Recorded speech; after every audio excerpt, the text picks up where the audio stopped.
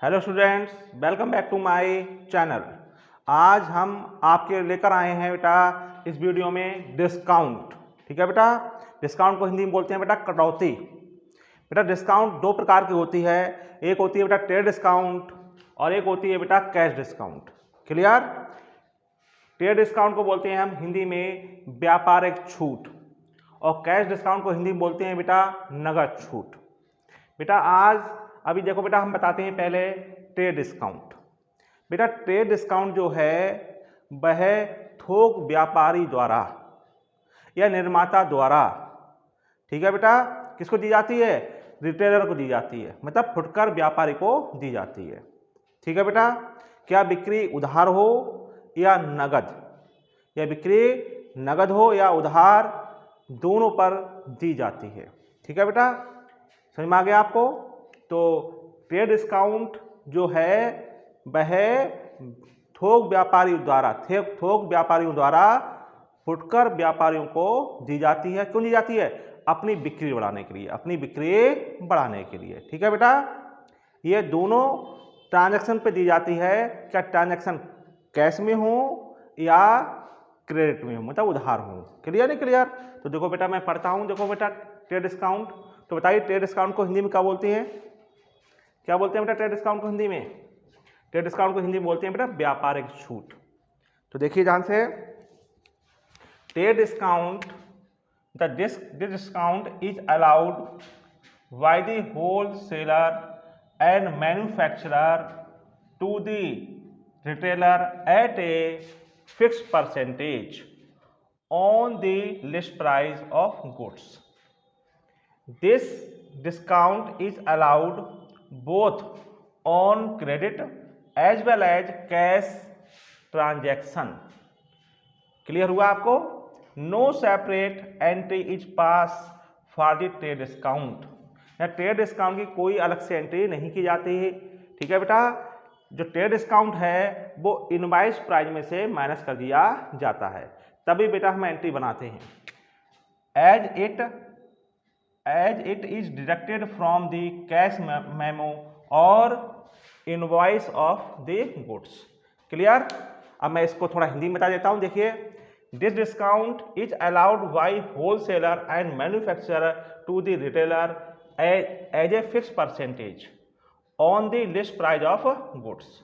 मतलब ये डिस्काउंट माल के सूची मूल्य पर एक निश्चित प्रतिशत से होलसेलर और मैन्युफैक्चरर द्वारा किसको दी जाती है? फुटकर व्यापारियों को दी जाती है।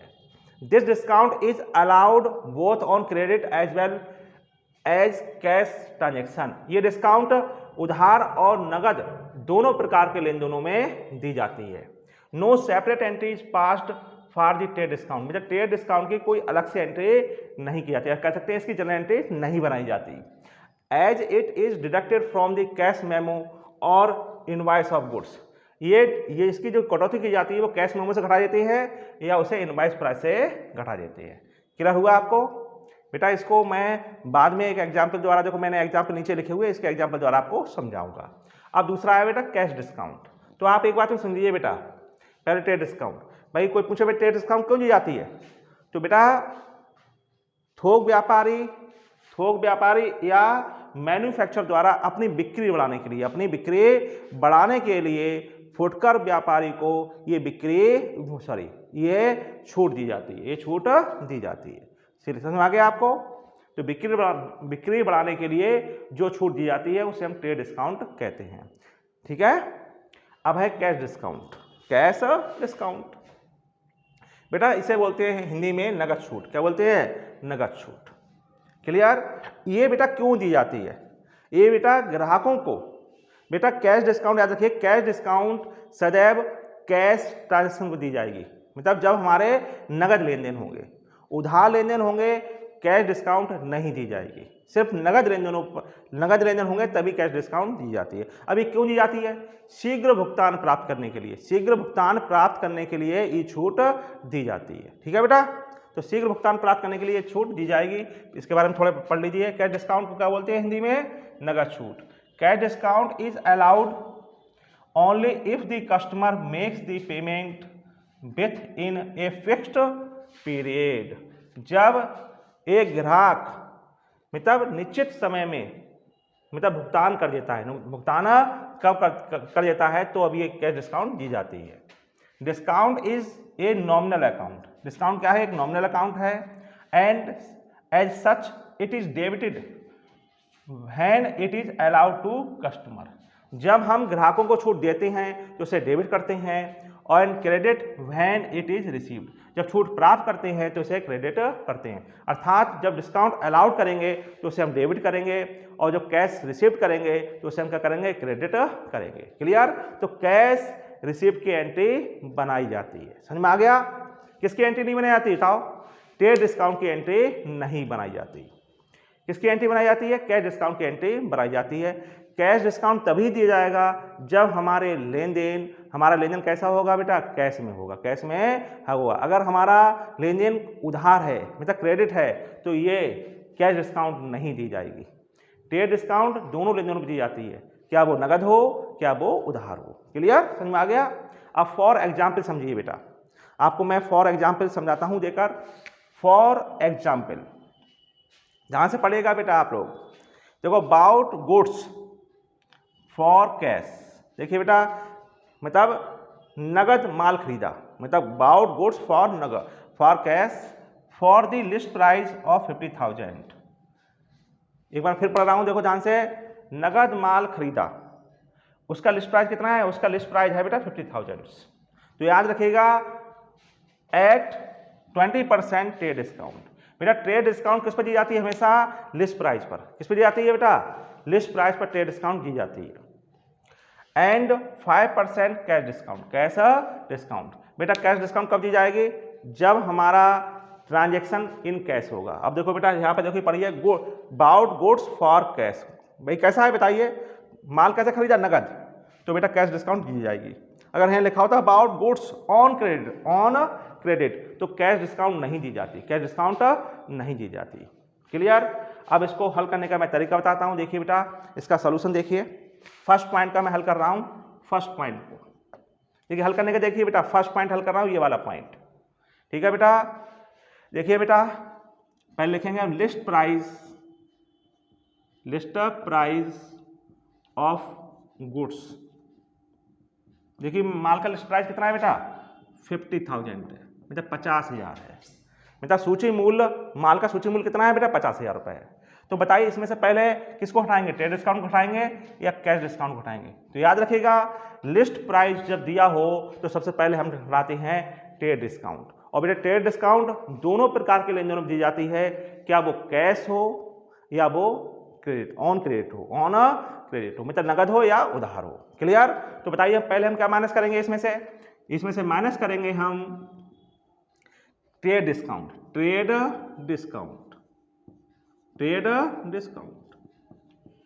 क्लियर? क्या माइनस करेंगे? Trade discount. बताइए ट्रेड डिस्काउंट कितनी है? 20%। एट द रेट है 20%। तो बताइए किसका निकालेंगे हम? ट्रेड डिस्काउंट सदैव किस पर निकलती है बेटा? लिस्ट प्राइस पर। और लिस्ट प्राइस कितना है? 50,000। क्लियर? 50,000 कितना निकालेंगे बेटा? 20%। निकालिए बेटा, 0 से 0 कैंसिल, 0 से 0 कैंसिल। अब कितने बचे? 0 बेटा 3। तो 1 2 3, 2 5 जा 10। लीजिए बेटा कितना बचा? 40,000। बेटा ये जो जर्नल एंट्रीज बनेगी किसकी?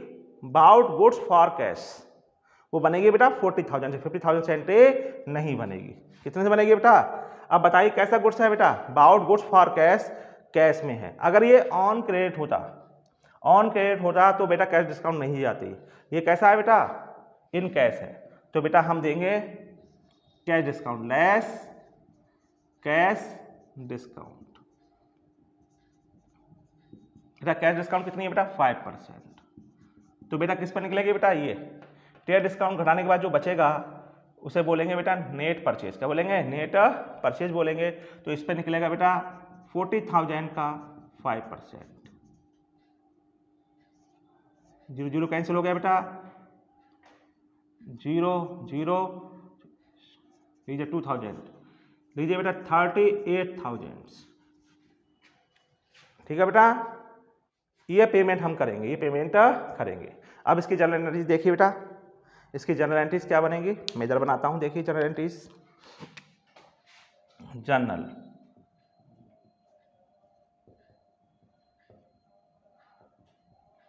देखिए ध्यान से, पहला कॉलम डेट का, दूसरा बेटा particular, LF ledger folio, amount. ठीक है बेटा, पहला date, particulars, LF ledger folio, amount, debit, amount, credit. Clear. अब देखिए बेटा एंट्री क्या बनाएंगे, एंट्री बनेगी बेटा इस अमाउंट से। बताइए, बाउट गुड्स फॉर कैश। बेटा बाउट गुड्स खरीदते हैं तो उसे बोलते हैं purchase. Purchase is a nominal account, purchase is nominal account. तो परचेज क्या है, हमारा एक्सपेंसेज है, इसलिए वो डेबिट होगा, डेबिट होगा। तो एंट्री बनेगी परचेज अकाउंट डेबिट। क्या एंट्री बनेगी बेटा, purchase account debit to cash account. Clear. अब देखो बेटा ट्रेड कैश डिस्काउंट भी है। कैश डिस्काउंट क्या है, यहाँ पे अलाउड है, मतलब रिसीव हुई है। क्या हुई है, रिसीव हुई है ना। क्या हुई है बताइए, कैश डिस्काउंट यहाँ पे हमें रिसीव्ड हुई है, क्योंकि बेटा बाउट गुड्स हम जब माल खरीदेंगे तो हमें डिस्काउंट प्राप्त होगी, डिस्काउंट प्राप्त होगी। क्लियर नहीं क्लियर। तो एंट्री क्या बनेगी बेटा, देखिए purchase account debit, purchase account debit. Clear. और to cash account.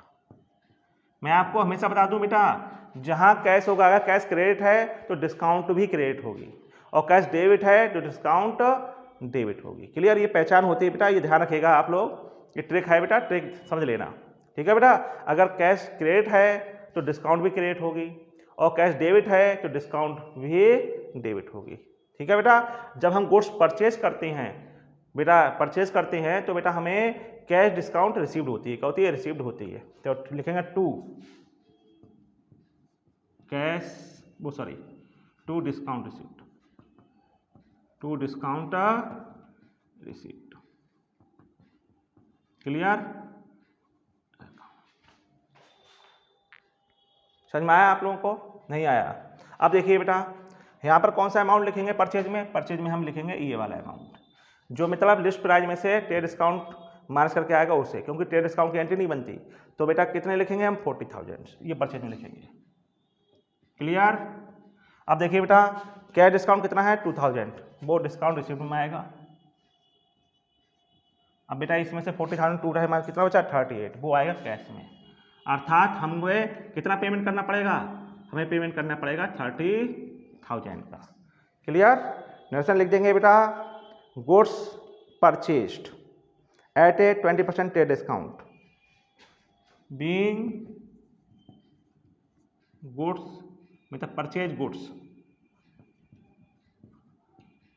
Purchase goods at 20% trade discount and 5%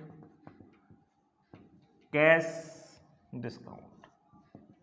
clear हुआ आपको बेटा, ये एंट्री आपको याद रखना। समझ में आई आपको एंट्री है। ठीक है बेटा। अब देखिए दूसरा पॉइंट देखिए आप लोग, ये मैं थोड़ा रब कर देता हूं। अब देखिए इसका सेकंड पॉइंट, सेकंड पॉइंट देखिए क्या बोल रहा है, देखो पढ़िए, पहले पॉइंट को पढ़िए, सेकंड पॉइंट को। Sold goods for cash. बताइए यहाँ पे गुड्स सोल्ड किया है फॉर कैश।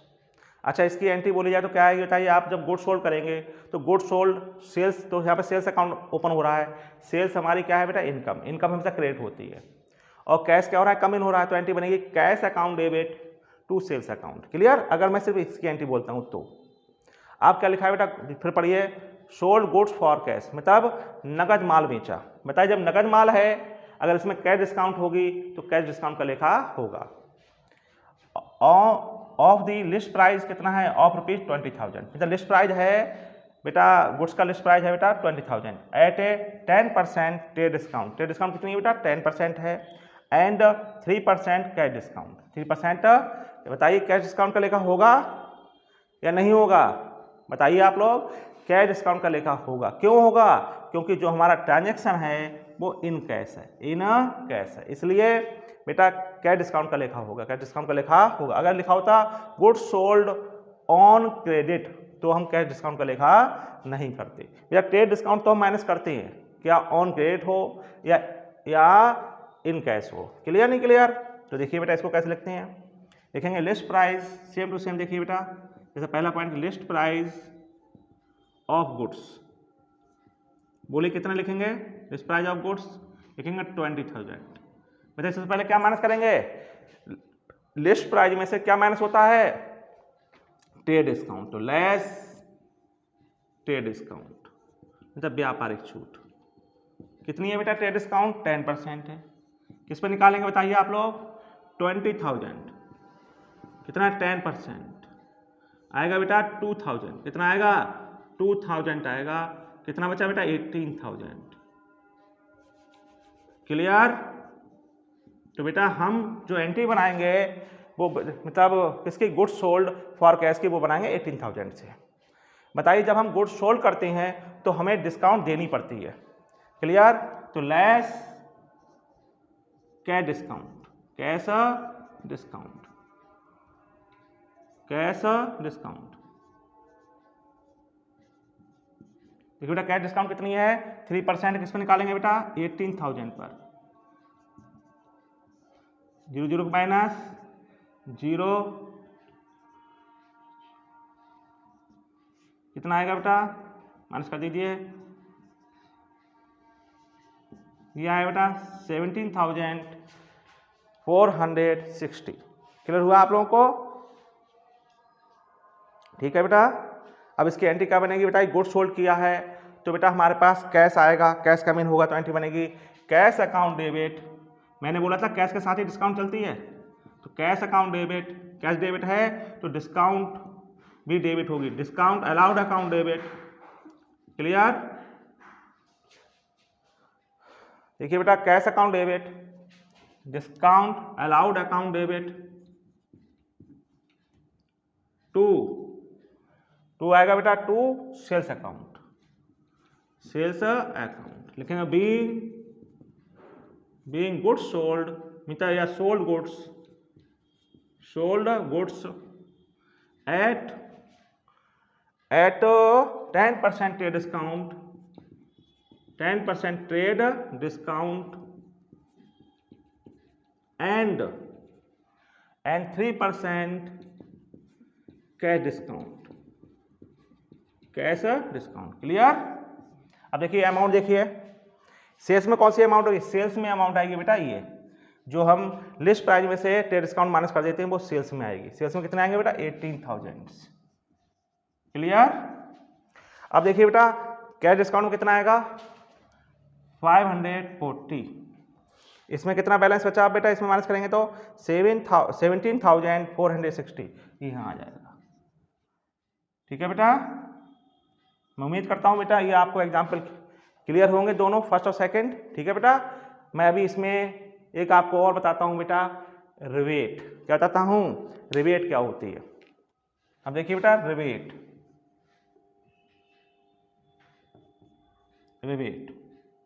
ठीक है बेटा, रिबेट कहते हैं बेटा, ये भी आपके डिस्काउंट में छूट जाए, रिबेट में कटौती होती है। ये बेटा ये रिबेट कब दी जाती है? रिबेट बेटा कब दी जाती है? जब कोई माल डिफेक्टिव होता है या वह उसका फैशन आउट हो जाता है, फैशन आउट हो जाता है ना। तो ये कोई XYZ कोई कारण और भी हो सकता है। क्लियर? तो बेटा रिबेट समझ में आ गया। जैसे आपने देखा होगा आप एक मार्केट में फ्रिज लेने गए, ठीक है बेटा, देखो आपने देखा सब फ्रिज बढ़िया है, लेकिन एक फ्रिज है जिसमें स्क्रैच लगा हुआ है। क्या लगा हुआ है? स्क्रैच मतलब एक निशान लगा हुआ है। और ठीक है बेटा, तो उसने कहा मतलब उसने विक्रेता ने कहा कि अगर आप ये फ्रिज लेंगे इस पर स्क्रैच लगा हुआ है तो आपको मैं 10% रिबेट दूंगा। क्या दूंगा? रिबेट दूंगा, है ना।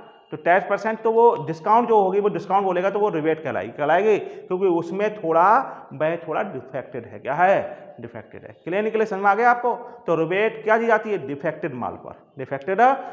ये नहीं कि वो चलने बेकार होगा, मतलब कहीं स्क्रैच हो जाए या वो थोड़ा उसका रंग फीका हो जाए, कलर फ्लैट हो जाए तो बेटा उस पर दी जाती है। समझ में आ गया? तो रिबेट समझ में आ गया? तो रिबेट समझ गए आप लोग? तो बताइए रिबेट क्या है? रिबेट सेलर के लिए, मतलब जो विक्रेता होगा उसके लिए क्या है? एक एक्सपेंसेस है। क्या है उसके लिए? एक्सपेंसेस है। और जो क्रेता होगा उसके लिए क्या है? वो इनकम है। क्लियर? समझ में आया आप लोगों को? तो बेटा एंट्री का बनेगा, सेलर अपने यहाँ एंट्री बनाएगा, तो एंट्री बनाएगा सेलर अपने यहाँ, तो rebate allowed account debit to purchaser है ना? ठीक है, क्लियर? ये सेलर बनाएगा और परचेजर क्या बनाएगा? अपने यहाँ परचेजर अपने एंट्री बनाएगा seller debit to rebate received account. Clear? समझ में आया? तो उम्मीद करता हूँ बेटा आपको मेरा लेक्चर समझ में आया होगा। ठीक है, अगर कोई प्रॉब्लम हो तो मुझे कमेंट में लिखें। ठीक है बेटा? तो बेटा जिन्होंने अभी तक मेरा चैनल को सब्सक्राइब नहीं किया है वो मेरे चैनल को सब्सक्राइब करें। ठीक है बेटा? Thank you.